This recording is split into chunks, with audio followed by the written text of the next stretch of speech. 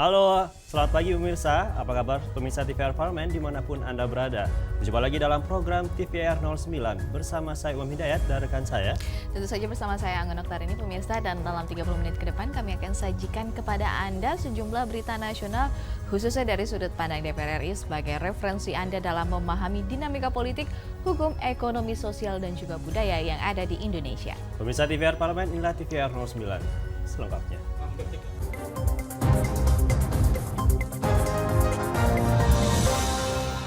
Pemirsa, kita awali berita pada pagi hari ini, yakni untuk mewujudkan proses transisi energi, Komisi 7 DPR RI menilai besarnya potensi gas bumi Indonesia yang diperkirakan mencapai 100 triliun cubic feet harus mampu dimanfaatkan secara maksimal agar menjadi penggerak ekonomi nasional. Untuk mewujudkan proses transisi energi, Komisi 7 DPR RI menilai besarnya potensi gas bumi Indonesia yang diperkirakan mencapai 100 triliun kubik feet harus mampu dimanfaatkan secara maksimal agar menjadi penggerak ekonomi nasional. Maraknya pengeboran minyak dan perdagangan migas secara ilegal harus segera dituntaskan untuk hindari kerugian negara. Anggota Komisi 7 DPR RI Hendrik Sitompul menjelaskan, tren pemanfaatan gas bumi di dalam negeri terus mengalami peningkatan. Hal ini harus diikuti dengan pengawasan perdagangan migas secara ketat untuk menjaga kualitas minyak dan gas yang didistribusikan. Ada temuan kita bahwa perdagangan migas ini perlu diperhatikan karena perdagangan migas yang ilegal ini bisa merugikan negara triliunan gitu loh, karena ada transaksi gelap. Makanya saya sebutkan hari ini bahwa ada di Indonesia ini oil and gas laundry. Kenapa? Karena ada kepemilikan minyak maupun gas yang digunakan untuk tidak tepat sasaran. Contohnya misalnya mereka membeli minyak dari Pertamina 100%, tapi penggunaannya hanya misalnya 40%. Nah 60% ini kemana? Nah inilah yang menjadi sumber dari oil laundry itu gitu loh. Berdasarkan ketentuan pajak, setiap transaksi perdagangan minyak dan gas akan dikenai pajak pertambahan nilai dan menjadi pemasukan negara. Untuk itu, pemerintah harus menindak tegas setiap pelanggaran yang berpotensi merugikan negara dan melindungi aset kekayaan negara. Dari Palembang, Rian Indrayana, TVR Parlemen, melaporkan. Baik pemirsa, kita beralih ke Komisi 7 DPR RI. Di sini mendorong peningkatan pengelolaan gas bumi di Indonesia untuk percepatan peralihan energi gas dari energi fosil agar target net zero emission 2045 dapat terwujud. Komisi 7 DPR RI mendorong peningkatan pengelolaan gas bumi di Indonesia untuk percepat peralihan energi gas dari energi fosil agar target net zero emission 2045 dapat terwujud. Ketua Komisi 7 DPR RI Sugeng Suparwoto mengatakan, penggunaan energi baru dan terbarukan merupakan keharusan. Pada tahap peralihan menuju energi terbarukan, energi gas bumi bisa menjadi energi alternatif.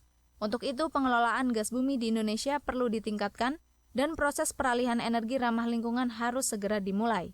Bahwa bangsa ini yang terus-menerus memerlukan energi, diantaranya gas ini, di mana ketersediaan energi migas menjadi penting. Terlebih kita seperti hari-hari ini misalnya, minyak kita liftingnya terus turun, tetapi insya Allah dengan gas yang terus naik nanti akan ada konversi yang signifikan pemakaian BBM ke gas. Jadi arah ke depan sebelum masuk ke energi baru terbarukan, karena kita semuanya juga telah menandatangani Paris Agreement, kita sepakat untuk menekan emisi sedemikian rupa sehingga ada target net zero emission di tahun 2060 atau lebih cepat. Sisi lain tuntutan atau demand untuk energi terus naik. Maka inilah kita terus menerus genjot produksi nasional kurang lebih 12.000 mm SCAF per day untuk gas.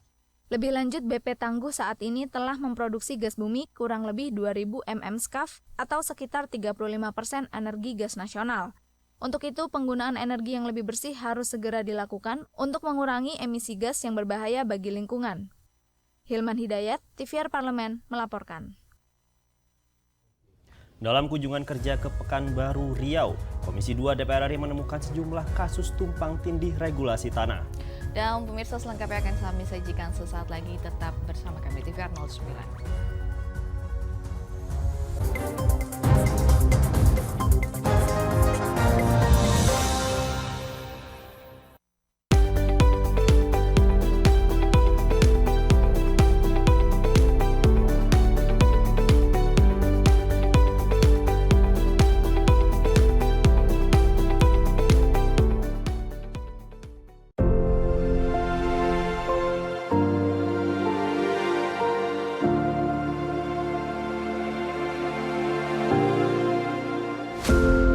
air sangat penting bagi bumi dan umat manusia. Fungsi kesehatan, lingkungan, dan sosial ekonomi dari air sudah banyak diketahui. Sekitar 71% permukaan bumi tertutup air. Dan lautan meliputi sekitar 96,5% dari seluruh air di bumi. Dengan fungsi penting dan keberadaannya yang melimpah, air menjadi bahan diskusi politik. Oleh karena itu, the parliamentary meeting on the occasion of the 10th World Water Forum pada tanggal 19 hingga 21 Mei 2024 di Bali akan dilaksanakan dalam rangka the 10th World Water Forum yang merupakan kerjasama antar Interparliamentary Union, the World Water Council, bersama dengan Dewan Perwakilan Rakyat Republik Indonesia dan Kementerian Pekerjaan Umum dan Perumahan Rakyat Republik Indonesia. Tema umum yang diusung dalam sidang ini adalah memobilisasi aksi parlemen terkait air untuk kemakmuran bersama. Pertemuan sidang ini dirancang untuk mengusulkan komitmen kepada para pengambil keputusan politik yang akan meningkatkan ketahanan air dan akses terhadap air bersih, serta sanitasi bagi mereka yang membutuhkan.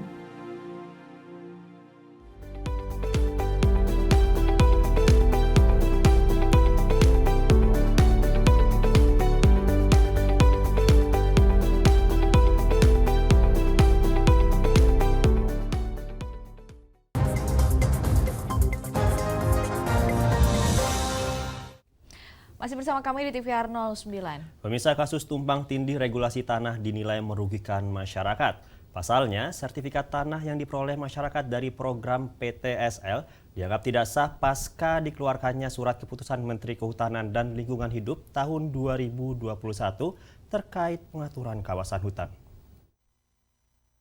Dalam kunjungan kerja ke Pekanbaru Riau, Komisi 2 DPR RI menemukan sejumlah kasus tumpang tindih regulasi tanah.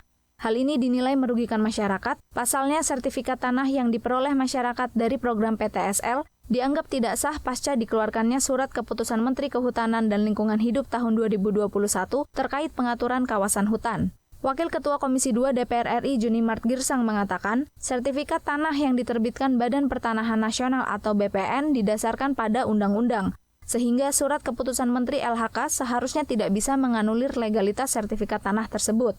Untuk menyelesaikan tumpang tindih regulasi ini, ia menyebut Komisi 2 akan memanggil Menteri ATR BPN dalam rapat koordinasi bersama Komisi 4 dan Menteri LHK. Tentu kita kaget mendengarkan hasil pertemuan hari ini bahwa status hak atas tanah yang sudah bersertifikat itu ya bisa terhambat hanya karena SK dari Kementerian LHK. Padahal sesungguhnya otoritas pertanahan itu mutlak ada di Badan Pertanahan Nasional. Yang pertama. Yang kedua, kalau kita membaca Undang-Undang 41 tahun 1999, tidak ada di sana diatur mengenai tanah. Yang diatur mengenai hutan. Ya, yang disebut hamparan saja. Berarti bukan tanah. Kewenangan mutlak itu tentang tanah ada di BPN. Bagaimana mungkin SK dari Menteri LHK itu bisa menganulir undang-undang? Lebih lanjut, Junimart menegaskan pemanggilan akan dijadwalkan saat DPR memasuki masa sidang pada 14 Mei mendatang. Teresia Butar-Butar, TVR Parlemen melaporkan. Realisasi lifting minyak di Indonesia menunjukkan tren penurunan dan di sini Komisi 7 DPR RI mendorong pemerintah dan Pertamina bekerja keras untuk terus meningkatkan realisasi lifting minyak di Indonesia. Realisasi lifting minyak di Indonesia menunjukkan tren penurunan. Lifting minyak tahun 2023 hanya 605.000 barel per hari, sedangkan di tahun 2022 mencapai 612.000 barel per hari. Komisi 7 DPR RI meminta pemerintah dan Pertamina bekerja keras untuk terus meningkatkan realisasi lifting minyak di Indonesia. Anggota Komisi 7 DPR RI Ramson Siagian menjelaskan, turunnya realisasi lifting minyak menyebabkan negara harus mengimpor minyak lebih banyak untuk memenuhi kebutuhan minyak dalam negeri yang masih cukup tinggi. Hal ini dapat menyebabkan defisit keuangan negara dan mengancam kedaulatan energi nasional. Sektor transportasi kita masih banyak menggunakan minyak. Karena buktinya import kita masih sekitar 820.000 barel per hari. Jadi lebih banyak volume import minyak daripada volume yang diproduksi. Jadi kalau konsumsi totalnya di antara 820.000 dengan 606.000 kira-kira itu. Kalau konsumsi kita masih tinggi, lifting kita menurun, lifting minyak menurun, berarti import minyak kita terus bertambah. Itu menjadi juga menggunakan devisa yang terlalu besar. Karena kalau impor kan kita beli pakai mata uang asing, jadi devisa kita juga akan terpakai lebih banyak gitu. Lebih lanjut, Ramson menegaskan pemerintah dan Pertamina perlu melakukan eksplorasi lebih luas untuk menemukan sumber minyak baru, di samping memaksimalkan sumber minyak yang ada. Ken dan Rangga, TVR Parlemen, melaporkan. Kita beralih ke berita selanjutnya pemirsa. Komisi 6 DPR RI berharap peningkatan capaian investasi mampu memperkuat kesejahteraan masyarakat serta menjadi pembangkit bagi pertumbuhan ekonomi nasional. Komisi 6 DPR RI berharap peningkatan capaian investasi mampu memperkuat kesejahteraan masyarakat serta menjadi daya ungkit bagi pertumbuhan ekonomi nasional. Anggota Komisi 6 DPR RI Herman Hairon menyoroti masih rendahnya peningkatan kesejahteraan masyarakat. Ia menilai peningkatan nilai investasi yang terjadi di Indonesia seharusnya berbanding lurus dengan kesejahteraan masyarakat. Untuk itu, Herman meminta ke depan jangan sampai manuver-manuver investasi menabrak nilai dan kepentingan lain yang ada di masyarakat. Apakah investasi yang besar tadi itu juga selaras dengan peningkatan kesejahteraan masyarakat? Investasi juga jangan sampai menabrak aturan-aturan lingkungan hidup. Cirebon misalkan ada investasi yang masuk di sana, tetapi kemudian pabrik dibangun di catchment area, sehingga kemudian pada akhirnya membuat banjir di wilayah-wilayah perkampungan yang sebelumnya tidak pernah sederas itu ataupun setinggi itu banjirnya. Nah, ini yang saya katakan bahwa secara kuantitas jangan menjadi kebanggaan karena ada tujuan besar dari investasi, yaitu untuk menjadi trigger pertumbuhan ekonomi. Investasi untuk meningkatkan kesejahteraan rakyat, untuk membuka lapangan pekerjaan. Lebih lanjut, Herman berharap dengan meningkatnya investasi dapat berdampak terhadap pertumbuhan ekonomi nasional. Pemerintah juga harus mengedepankan transparansi investasi yang masuk agar masyarakat mendapatkan informasi yang jelas sesuai data dan fakta yang ada. Halim dan Kiki, TVR Parlemen, melaporkan. DPR RI menilai pemerintah harus mengukur rencana pembangunan sesuai kapasitas anggaran dan juga kemampuan BUMN dalam melakukan pemerataan pembangunan nasional. BAKN DPR RI terus menyoroti efektivitas penggunaan modal negara yang diberikan pada BUMN untuk mempercepat pembangunan nasional. Dan kita akan membahas lengkapnya, tetap bersama kami di TVR 09.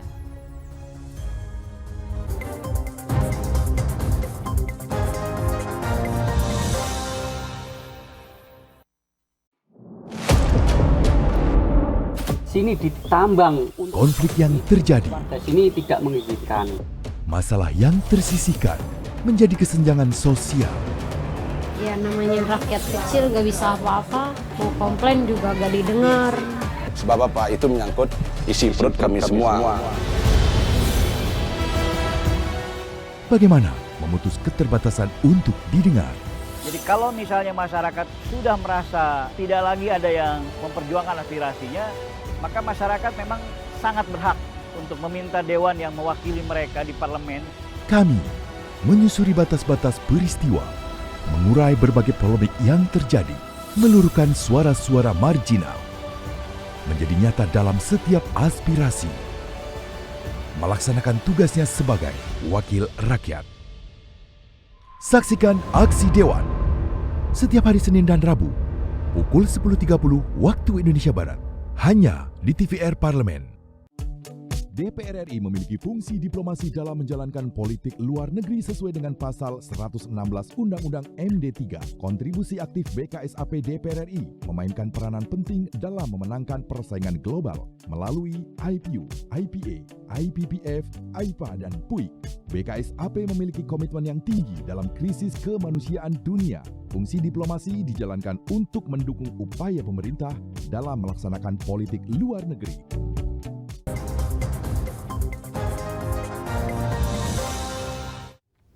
Pemirsa, kembali bersama kami di TVR 09. Pemerintah harus memastikan BUMN penerima penggunaan modal negara memiliki kondisi keuangan yang sehat dan juga memiliki kapabilitas menjalankan tugas sesuai rencana yang ditetapkan. Tentunya di sini BHKN DPR RI menilai sinergi pemerintah pusat dan daerah dalam proses perencanaan dan penganggaran dibutuhkan, pemirsa. Pemirsa, saksikan informasi selengkapnya dalam segmen Lensa Parlemen berikut ini.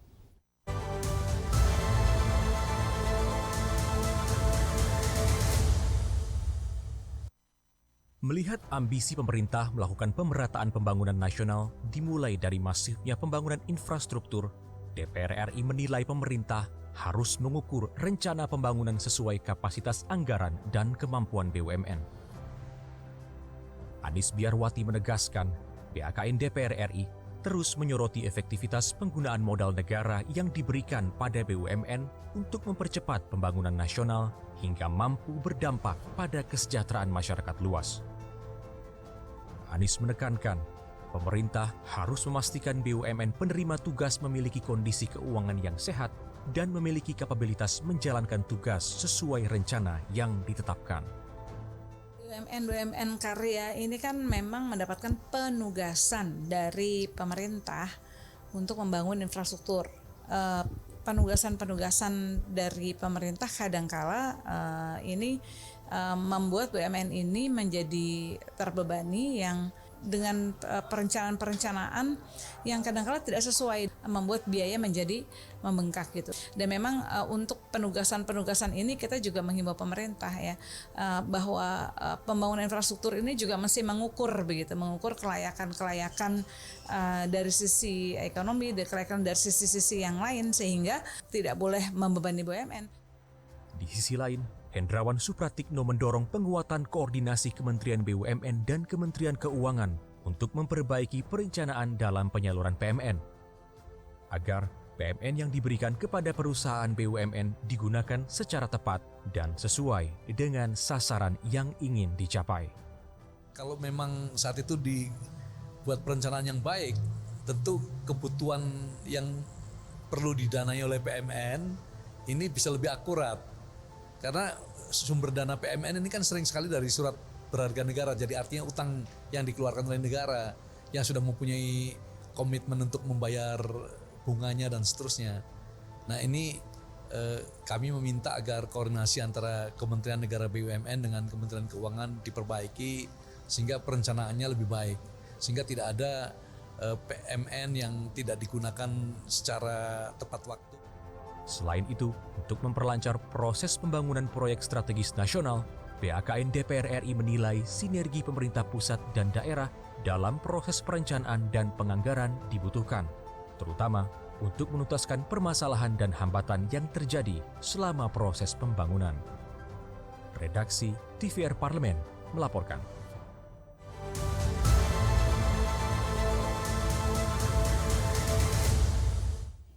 Luanda merupakan ibu kota negara Angola yang menjadi kota terbesar dan pusat ekonomi negara. Luanda juga memiliki banyak potensi wisata, mulai dari pantai, taman nasional, dan juga situs bersejarah, dan salah satunya yaitu Fortaleza de S. Miguel, yang saat ini menjadi lokasi Museum Nasional de Historia Militar. Tentu bagaimana dan seperti apa Museum Nasional de Historia Militar, jangan kemana-mana, tetap bersama kami di TVR 09.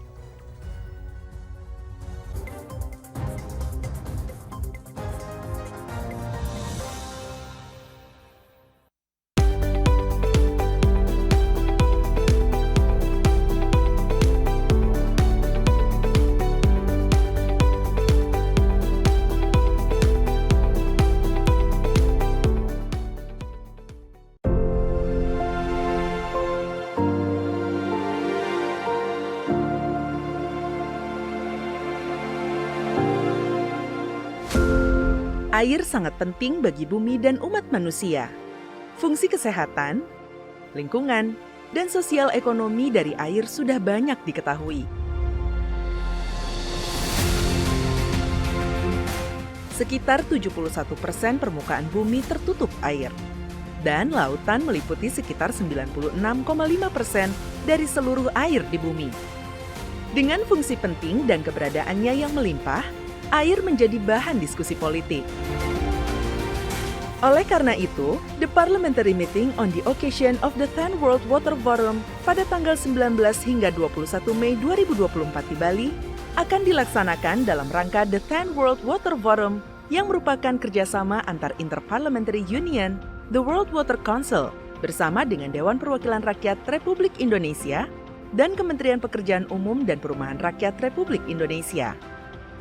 Tema umum yang diusung dalam sidang ini adalah memobilisasi aksi parlemen terkait air untuk kemakmuran bersama.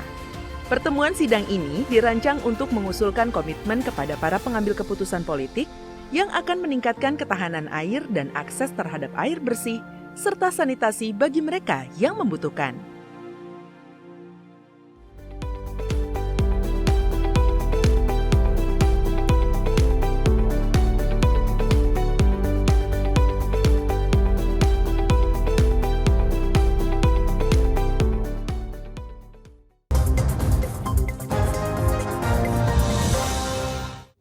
Terima kasih pemirsa, masih bersama kami di TVR 09. Museum Nasional de Historia Militar menyimpan sejarah panjang politik dan juga militer negara Angola. Dan museum ini menyimpan berbagai koleksi yang membuat kita terhipnotis oleh jejak sejarah yang seolah-olah menari di setiap lorong museum. Tanpa berlama-lama lagi pemirsa, mari kita saksikan tayangan Museum Nasional de Historia Militar Angola pada segmen Intips, Informasi dan Tips. Berikut ini.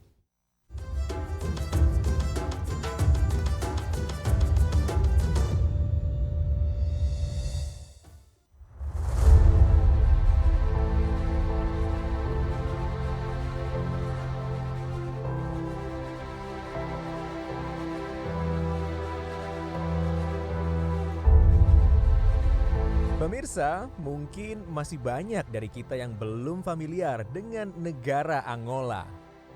Angola terletak di bagian selatan Afrika, beribu kota Luanda yang juga merupakan kota terbesar dan pusat ekonomi utama negara ini.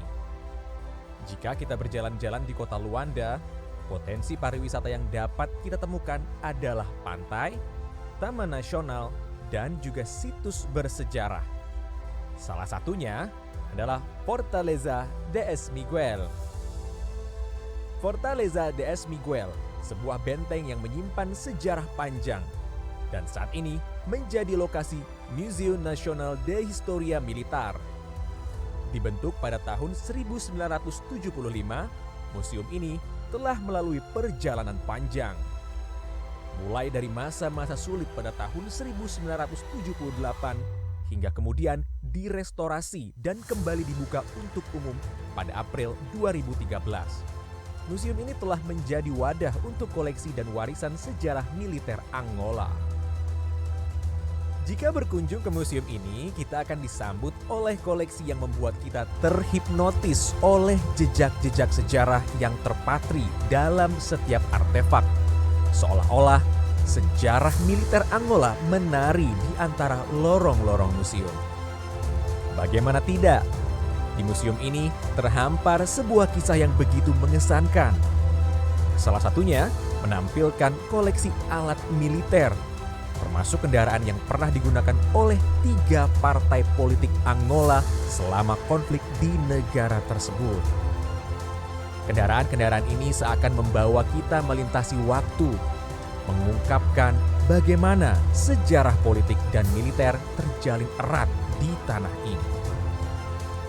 Kita juga dapat menemukan meriam, patung-patung pahlawan, dan kisah perang saudara yang pernah terjadi di Angola. Perang saudara yang akhirnya berakhir setelah hampir 27 tahun pada tahun 2002 itu kabarnya adalah perang saudara paling lama dalam sejarah modern.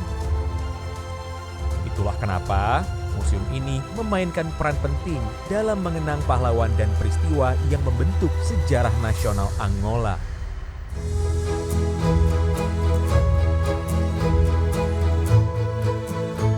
Tak selalu soal sejarah.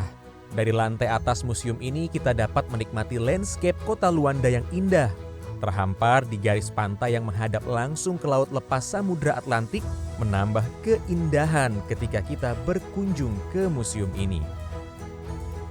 Museum Nasional de Historia Militar tidak hanya menjadi rumah bagi koleksi-koleksi berharga, tetapi juga menjadi jendela untuk mengeksplorasi peran pahlawan serta peristiwa bersejarah yang membentuk Angola menjadi apa yang kita kenal saat ini.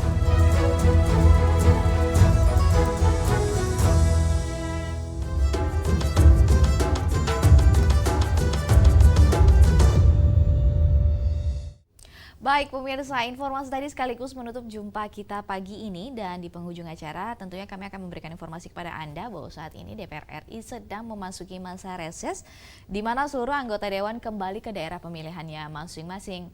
Untuk melaksanakan fungsi representasi DPR RI, menyerap dan juga menindaklanjuti serta memberikan pertanggungjawaban kepada konstituen di daerah pemilihannya. Dan sejumlah agenda serta program DPR RI lainnya masih dapat Anda saksikan secara langsung di TVR Parlemen melalui kanal utama, kanal komisi dan juga kanal alat kelengkapan dewan lainnya yang dapat Anda akses di tvr.dpr.go.id. Baik, pemirsa TVR Parlemen, demikian TVR 09 edisi pagi hari ini. Segenap kru TVR Parlemen yang bertugas tentunya mengucapkan terima kasih telah menyaksikan kami di TVR 09. Saya Angga Noktarini dan juga rekan saya. Saya Umam Hidayat, sampai jumpa di TVR 09 selanjutnya. TVR Parlemen, Referensi Indonesia.